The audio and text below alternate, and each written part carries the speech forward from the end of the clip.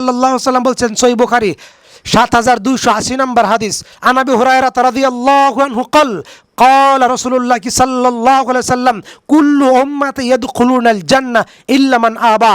আল্লাহ রাসূল বলেন, আমার উম্মতের সবাই জান্নাতে যাবে, আমার উম্মতের সবাই জান্নাতে যাবে, এক শ্রেণীর লোক জান্নাতে যাবে না, তারা হচ্ছে আবা। সাহাবায়ে কেরাম জিজ্ঞেস করলেন, আল্লাহর নবী আবা কি? আল্লাহর নবী আবা কি? আবা কি এটা? তখন আল্লাহ রাসূল সাল্লাল্লাহু আলাইহি ওয়াসাল্লাম বললেন, যারা আমার সুন্নতকে অস্বীকার করে, যারা আমার সুন্নতকে অপমান করে, যারা আমার সুন্নতকে অস্বীকার করে, যারা আমার সুন্নতকে অপমান করে, তারা হচ্ছে আবা। আবা হচ্ছে সুন্নতকে অস্বীকারী, সুন্নত নিয়ে কটাক্ষকারী, হাদিস নিয়ে কটাক্ষকারী, হাদিসকে অপমানকারীকে বলা হয় আবা। তিনি বলেছেন সাল্লাল্লাহু আলাইহি সাল্লাম, তারা জান্নাতে যাবে না, যাবে না, যাবে না। আল্লাহর নবী বলেছেন তারা জান্নাতে যাবে না। তিনি বলেন, কুল্লু উম্মতি ইয়াদখুলুনাল জান্নাহ, এই উম্মতের সবাই জান্নাতে যাবে। মান আতাআনি দাখালাল জান্নাহ, যারা নবীকে মেনে চলে, 100 থেকে 100 যারা সুন্নতের উপর আমল করে, 100 থেকে 100 যারা সুন্নতের উপর আমল করে, 100 থেকে 100 যারা সহিহ হাদিসের উপর আমল করে, তারাই জান্নাতে যাবে, তারাই জান্নাতে যাবে, তারাই জান্নাতে যাবে।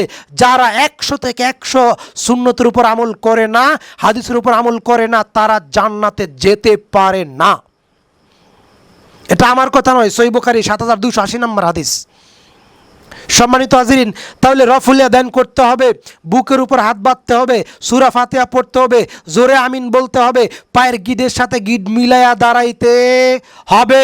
আল্লাহ আরশে আজিমের উপরে আছেন, 7 আকাশের উপর আরশে আজিম। আল্লাহ সর্বত্র বিরাজমান নয়, মুমিনের কলবে আল্লাহ বসবাস করে না। নবী সাল্লাল্লাহু আলাইহি ওয়াসাল্লাম নূরের তৈরি নয়, তিনি মাটির তৈরি, তিনি মারা গেছেন। এই সহিহ আকীদা, সহিহ আমল যাদের, তারাই নবীর উম্মত, তারাই সাহাবী, তারাই সাহাবীদের উত্তরসূরি, তারাই আহলে হাদিস, তারাই আসহাবুল হাদিস, তারাই কোরআনওয়ালা, তারাই হাদিসওয়ালা। যারা তার বিরোধিতা করবে তারা নবীর দুশমন, তারা কোরআনের দুশমন, তারা হাদিসের দুশমন, তারা ইসলামের দুশমন। কারা? আমি বলছি না, নবীজি মুহাম্মদ সাল্লাল্লাহু আলাইহি ওয়াসাল্লাম বলেছেন। মিশকাত 1 নম্বর খণ্ড, বাবুন ইতিসাম কিতাবাল্লাহি ওয়া সুন্নাত রাসূলিহি, কোরআন সুন্নাত আঁকড়ে ধরো, সেই অধ্যায় মিশকাত।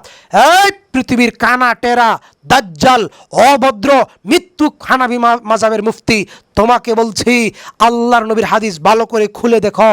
আমি অত বড় পণ্ডিত নই, তুমি অত বড় পণ্ডিত, আমি বিশ্বাস করি তুমি পণ্ডিত, তবে তুমি হাদিসের পণ্ডিত নয়, তুমি মাযহাবের পণ্ডিত, তুমি সুন্নতের পণ্ডিত নয়, তুমি বেদাতের পণ্ডিত।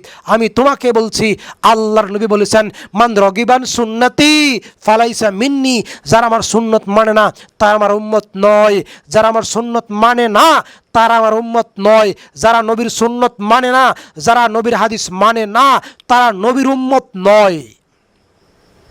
নবীজি মুহাম্মদ সাল্লাল্লাহু আলাইহি ওয়াসাল্লাম বলেছেন, আমার উম্মতের মধ্যে 72 দল বিভক্ত হবে, আমার উম্মতের মধ্যে 72 দল বিভক্ত হবে, আমার উম্মতের মধ্যে 72 দল বিভক্ত হবে।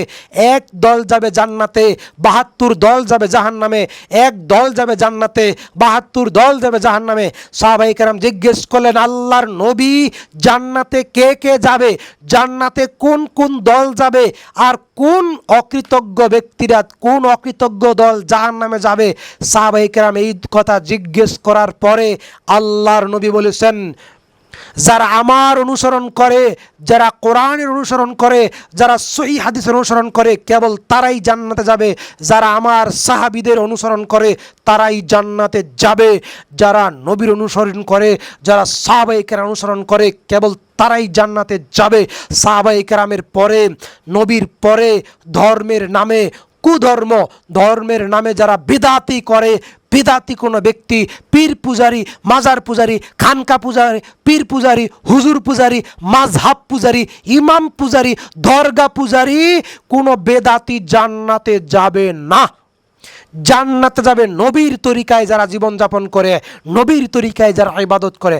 হে পৃথিবীর মুসলমান যুবক, তুমি তো 50 বছর ধরে নামাজ পড়ো, তোমার দাড়ি পেকে গেছে, তোমার মাথার চুল গেছে, তোমার কপালে সিজদার চিহ্ন পড়ে গেছে, তারপরেও তুমি কোনো দিন যাচাই করো নাই তোমার নামাজ নবীর তরিকায় হয় কিনা, তোমার রোজা নবীর তরিকায় হয় কিনা, তোমার জিকির নবীর তরিকায় হয় কিনা, তোমার অজু নবীর তরিকায় হয় কিনা, তোমার জীবন নবীর তরিকায় হয় কিনা, তুমি তো কোনো দিন যাচাইও করো নাই। তুমি কি মনে করো তুমি জান্নাতে যাবে? না, এই আমল দিয়ে আল্লাহকে খুশি করতে পারবেন না। এই আমল দিয়ে শয়তানকে খুশি করা যায়, এই আমল দিয়ে আল্লাহকে খুশি করা যায় না। বেদাতি আমল দিয়ে শয়তানকে খুশি করা যায়, আল্লাহকে খুশি করা যায় না। বলছিলাম মাযাব মানা হারাম, তবে এভাবে নয়, এভাবে নয়। সরাসরি মাযাব মানা, সরাসরি নির্দিষ্ট একটা মাযাবের তাকলিদ করা হারাম। কোনো মাযহাব শতভাগ নির্ভুল নয়, কোনো মাযহাব শতভাগ নির্ভুল নয়, কোনো মাযহাব শতভাগ নির্ভুল নয়। যেই মাযহাবের যতটুকু কোরআন ও সহিহ হাদিসের সাথে মিলে সেই মাযহাবের ততটুকু আমল করবেন। যেই মাযহাবের যতটুকু কোরআন ও সহিহ হাদিসের সাথে মিলে সেই মাযহাবের ততটুকু আমল করবেন। যতটুকু কোরআন এবং সহিহ হাদিসের সাথে মিলে না ততটুকু আমল করা জায়েজ নাই, আমল করবেন না। যতটুকু কোরআন এবং সহিহ হাদিসের সাথে মিলে ততটুকুই আমল করবেন ইনশাআল্লাহ। আমরা আপনাকে আরও সহজ ভাষায়, স্পষ্ট ভাষায় বলতে চাই এইভাবে যে যদি জান্নাতে যেতে চান তাহলে নবীর অনুসরণ করুন, কোরআনের অনুসরণ করুন। নবীর অনুসরণের বাইরে, কোরআনের অনুসরণের বাইরে কোনো ব্যক্তি মুমিন হইতে পারে না, জান্নাতে যাইতে পারে না, পারবেও না। কারণ নবীকে পাঠানোই হয়েছে দাওয়াত দেওয়ার জন্য, আল্লাহ ভোলা মানুষকে আল্লাহর পথে ফিরিয়ে আনার জন্য, পথহীন মানুষকে পথ দেখানোর জন্য। আসসালামু আলাইকুম ওয়া রাহমাতুল্লাহ।